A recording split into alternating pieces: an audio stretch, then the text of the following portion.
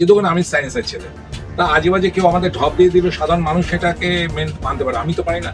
যে ওর যে এই যে ৭৬,০০০ মানুষকে ওনাকে বৃদ্ধা বার্ধক্য ভাতা দিয়েছে, তারপরে ওই যে চিকিৎসার যে ব্যবস্থা, এই সমস্ত যে উন্নত মানের চিকিৎসা, এত উন্নত মানের যে চিকিৎসা ব্যবস্থা, ও নিজে বিদেশে যাচ্ছে কেন চিকিৎসা?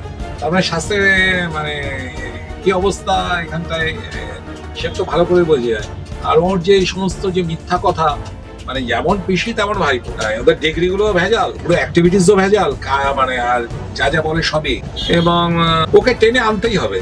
ইন্দিরা গান্ধীর পরে এই অভিষেক ব্যানার্জির এই 56 ভোটে 7 লক্ষ ভোটে জেতাটা একটা উদাহরণ হয়ে থাকবে। কারণ ডেমোক্রেসি থেকে বাঁচানোর জন্য এটা দরকার। একটা এরিয়ার গণতন্ত্রকে এভাবে ধ্বংস করে দেবে একজন মানুষ, ক্রিমিনাল আর প্রশাসনকে দিয়ে, এটা মেনে নেওয়া যায় না।